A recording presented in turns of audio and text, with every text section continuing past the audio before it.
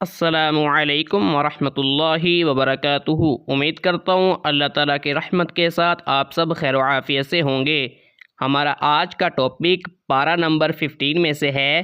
پارہ نمبر 15 میں ہم سیکھیں گے سورۃ الکہف کو اور ایسے مشکل الفاظ جن کو پڑھنا مشکل ہے اور ایسے مقامات جہاں پر وقف کرنا بھی مشکل ہے۔ آج کی ویڈیو میں یہی سیکھیں گے۔ چلتے ہیں اپنی اسکرین پہ۔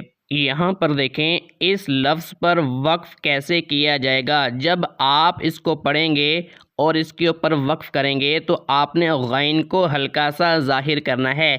کیسے وقف کریں گے؟ ما کننا نبغ، نبغ، با کے اوپر آپ نے قلقلہ کرنا ہے، پھر آپ نے غین کو پڑھنا ہے۔ دوبارہ دیکھیں، ما کننا نبغ، نبغ۔ کلیئر ہو گیا ہے۔ اب آگے چلتے ہیں۔ یہاں پر دیکھیں، سب سے پہلے بات کرتے ہیں یلو ہائی لائٹ کی۔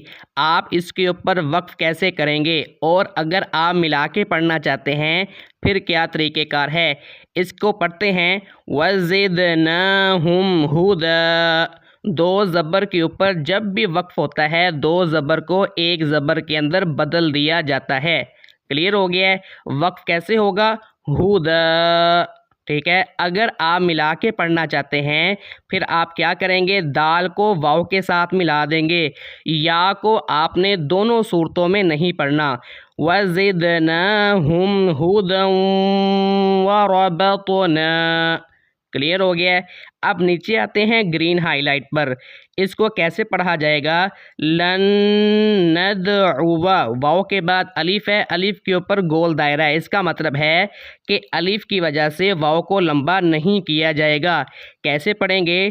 لن ندعو من دونہ، دوبارہ دیکھیں، لن ندعو من دونہ۔ کلیئر ہو گیا ہے؟ اب چلتے ہیں آگے۔ یہاں پر دیکھیں، کچھ دن پہلے واٹس ایپ پر کس نے کانٹیکٹ کیا تھا اور اسی لفظ کے بارے میں پوچھا تھا۔ اس کے اوپر وقف کرنے کا کیا طریقہ کار ہے؟ دیکھیں، جب آپ یہاں پر وقف کریں گے تو واو کے اوپر جو دو پیش ہیں دونوں پیش ختم کر دی جائیں گی۔ واو کو آپ نے ہلکا سا ظاہر کرنا ہے۔ کیسے پڑھیں گے؟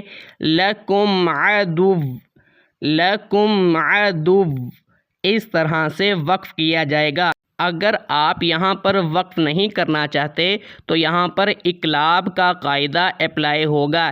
کیسے پڑھیں گے؟ عدوم بئس، عدوم بئس، اس طرح سے پڑھا جائے گا۔ اب آگے چلتے ہیں۔ یہاں پر دیکھیں، لیکن نون کے بعد جو الف ہے الف کے اوپر گول دائرہ ہے، اس کو کیسے پڑھنا ہے؟ آپ نے الف کی وجہ سے نون کو لمبا کر کے نہیں پڑھنا۔ اس گول دائرے کا یہی مطلب ہے۔ کیسے پڑھیں گے؟ لیکنہ واللہ، لیکنہ واللہ۔ گول دائرے کے اوپر میں نے ایک لانگ ویڈیو اپلوڈ کی تھی، آپ اس ویڈیو کو لازمی دیکھیں۔ اب چلتے ہیں آگے۔ یہاں پر دیکھیں اس لفظ کو کیسے پڑھا جائے گا۔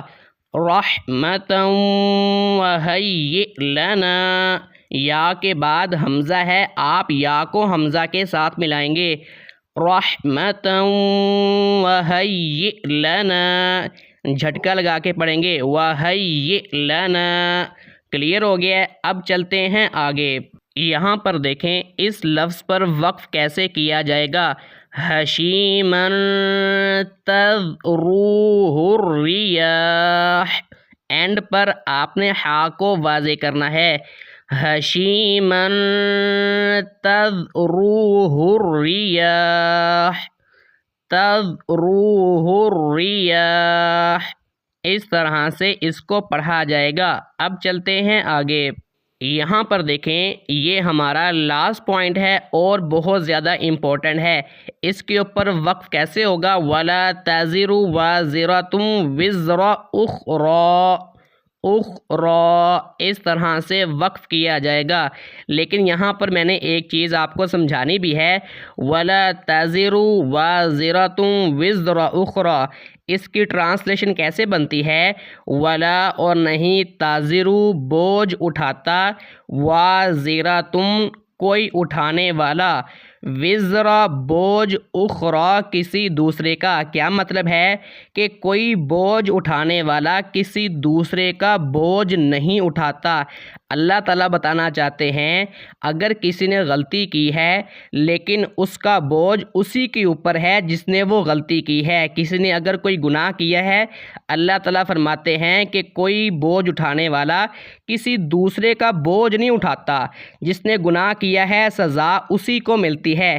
ایک پوائنٹ یہاں پر سمجھنے والا ہے، اکثر لوگ کیا کہتے ہیں کہ اگر آپ نے کسی کی بیٹی کے ساتھ غلط کیا ہے، کل کو آپ کی بیٹی کے ساتھ غلط ہوگا۔